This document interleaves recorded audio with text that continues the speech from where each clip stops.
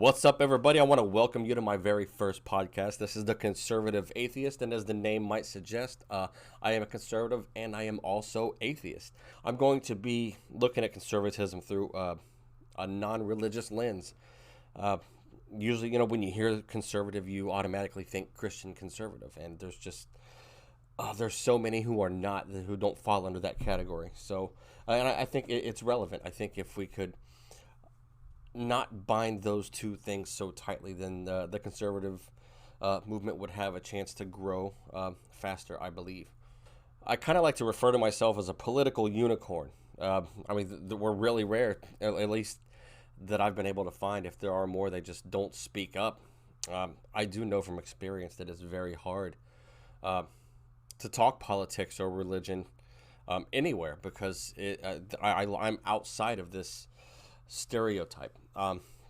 Just like I can't. It's very hard with my family because I'm the only atheist in my family that I know of. So talking about it is really hard. Because they automatically kind of get, the whole condescending thing. Oh, what can I do for you? I'll pray for you. And even though they mean well, it's still very condescending. And it's just hard having those conversations because I know my family loves me and we just disagree on something very, very fundamental. But like politically, most of us line up pretty well. So it's hard, especially when you start bringing in subjects that in politics that have been taken over, by a religious argument. I can think right offhand things like gay marriage or LGBT rights, the phrase God-given rights, religion in school. It's a very, very tough to have these conversations with family because we don't come at it from the same direction. We each have our own version of why we think that way, and it's very interesting. But I think the government should stay out of marriage just completely. They screw everything else up. Why do you think? What makes you think they're going to treat marriage any better? Obviously, they don't. How many marriages end in divorce? But citing God as a reason for their for wanting a certain policy, I think is wrong and it's dangerous, and that's on your way to a theocracy. I don't want any law on the American people that came from a religious standpoint, something that you can't argue from a secular view. I don't think it should even be considered.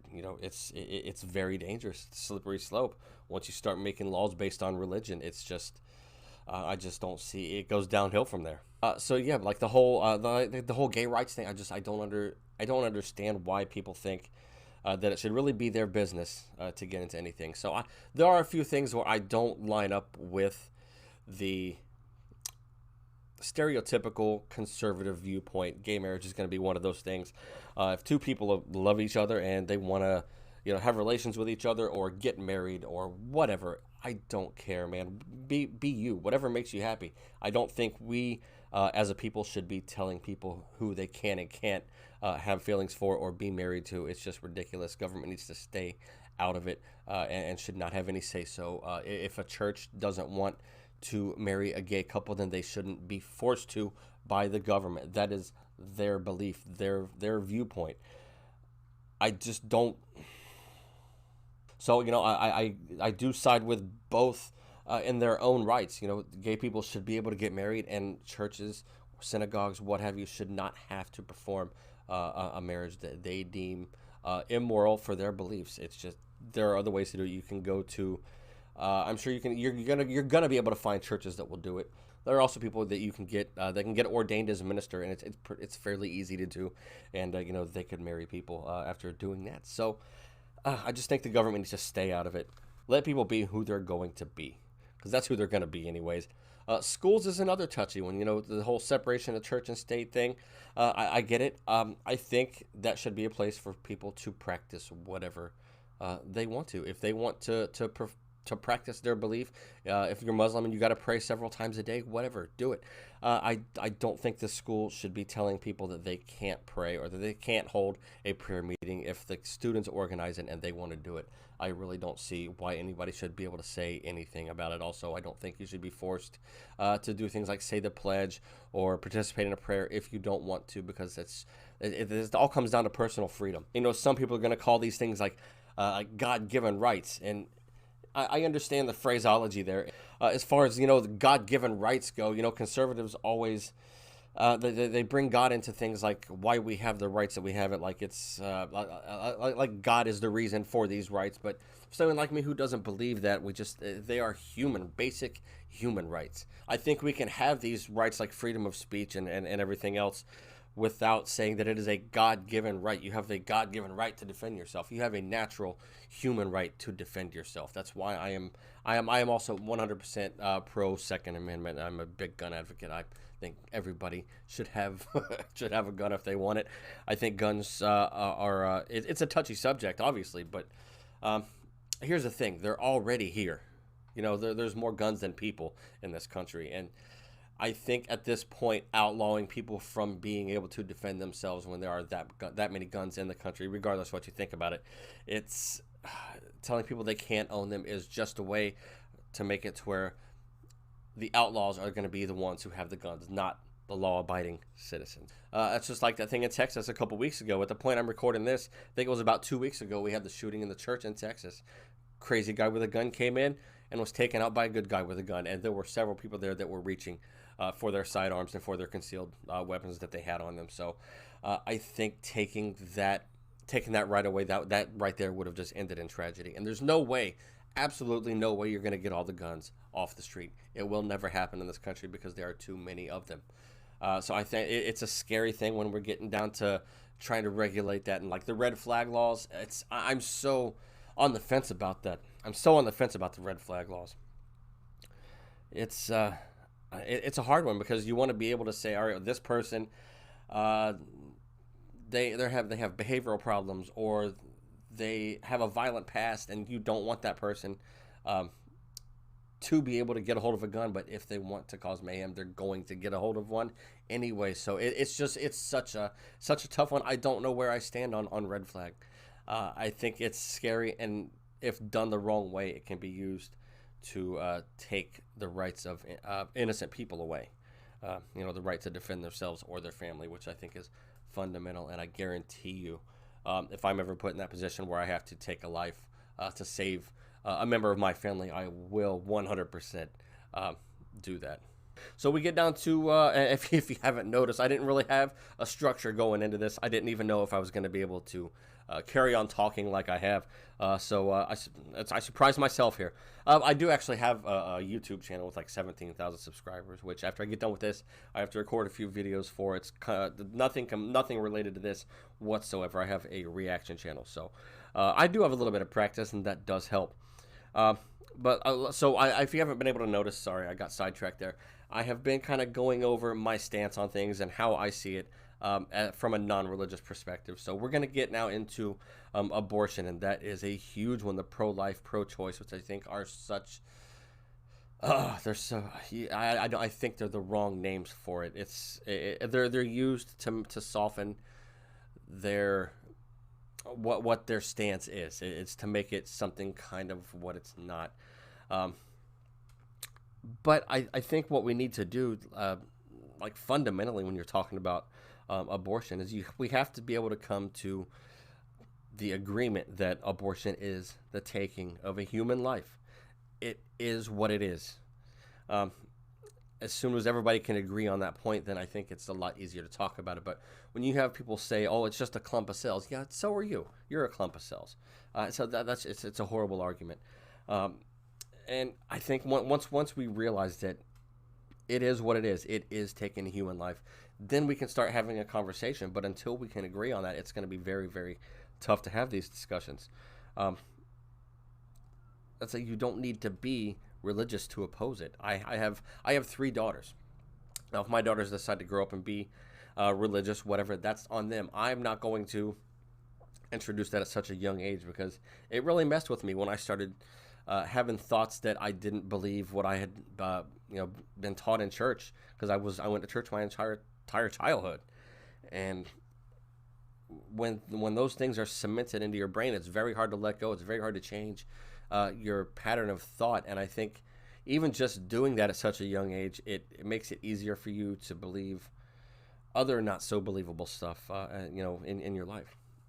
So I think once they have the tools to be able to sort out what they think is BS and what they think is real, then they can make that decision. But I'm not gonna.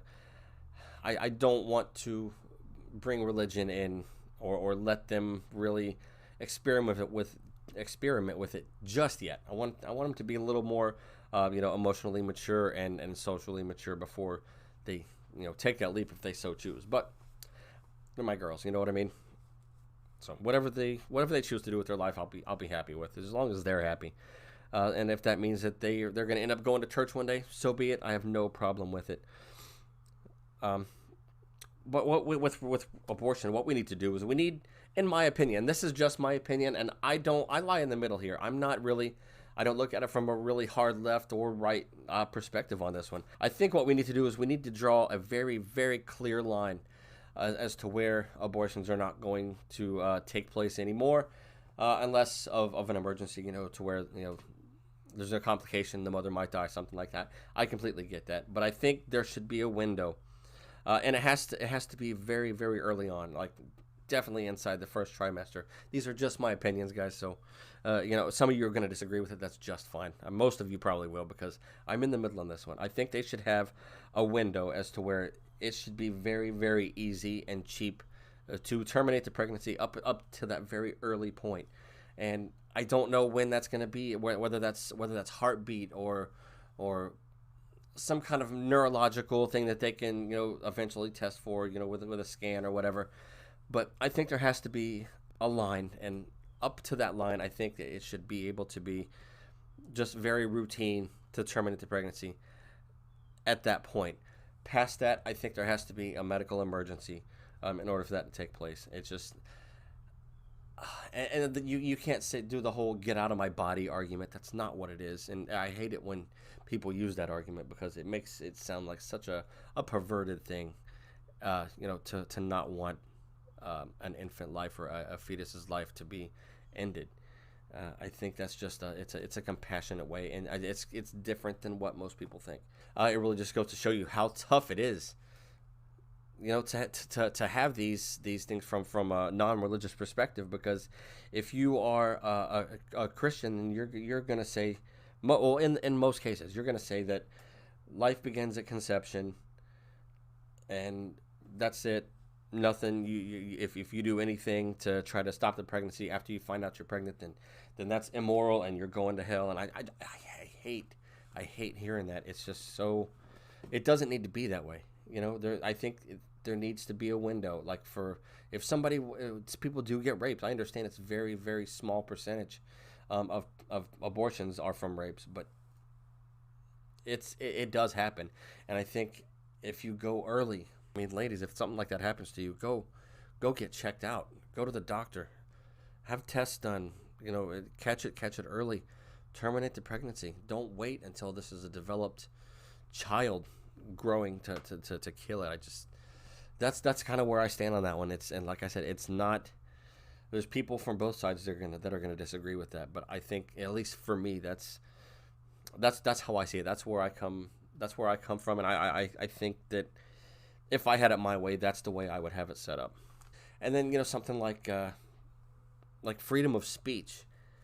I'm not necessarily an absolutist. I'm almost an absolutist. So it's a hard one. I think people should be allowed to say whatever they want to say about whatever they want to say it about, with no repercussions. You're gonna have social repercussions. You're gonna have to live with your decisions and how people take it socially. But as far as laws go, I think just the term hate speech laws. It's, again, like I said earlier about on a different subject. Once you give the government that power, away to the government to say that it's illegal to say this, that's just like handing them the keys. Here, do whatever you want. You know, what's going to be? Are they going to stick to things that are, you know, universally offensive? Because nothing's universally offensive.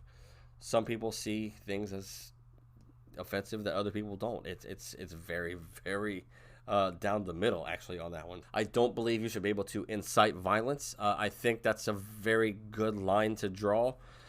But then, you know, people can twist something away and say, well, oh, this was a dog whistle for inciting violence. No, get out of here with that crap. Are you kidding me? That's just giving, like I said, that's just handing the reins over for people to put innocent people away just because they disagree with them, and using some arbitrary thing like hate speech and how you define such a thing. It's I hope that never happens in this country. I hope that we have the freedom to say whatever we want, whenever we want, about whatever we want, without having to worry about any of it being illegal. Yeah, there's things that that you can say that are super offensive. Your racial slurs are horribly offensive. You know, that's something that I don't allow in my house. But if other people want to do it, do it. I don't care. That's you. You're an asshole. I just don't agree with it, but say whatever you want. It shouldn't be illegal for you to say something offensive. I think as long as offensive speech is protected, then everything else is pretty damn safe. Well, I do believe I'm going to go ahead and wrap that up here. I had a couple more things I wanted to discuss, but I do have a schedule that I have to keep today, and I have to get into some other things. I have to work on my my YouTube channel, so I'm going to go ahead and get out of here, guys. Again, this was my very first podcast, so if it sounds a little rocky, I do apologize, but I hope it gets better. I'm going to start expanding the conversation into different areas and elaborate more on certain things, and I want to, you know, stick with some current event type stuff. So this was just basically an introduction to me and my beliefs and how I feel about things and how I look at a lot of things from a non-religious perspective, you know, through a conservative lens. I hope that by doing this that I can talk about things that other people maybe they didn't feel comfortable about. So if you guys enjoyed this podcast, if you enjoyed this little short conversation we just had, definitely share this thing around. Let people know this is the very first one. I don't expect to get a whole lot of views on this, at least not eventually. I hope it catches on. I hope that if you liked it, then you'll stay around and listen to more of what I got coming up. I don't know how often I'm going to be able to do this because I'm going to have to do some kind of a free hosting as of right now until I can, you know, secure some kind of a hosting to where I don't really have a limitation on what I can upload. So I do want to thank you once again, guys. This is the Conservative Atheist. I am out of here. You guys take care of yourself.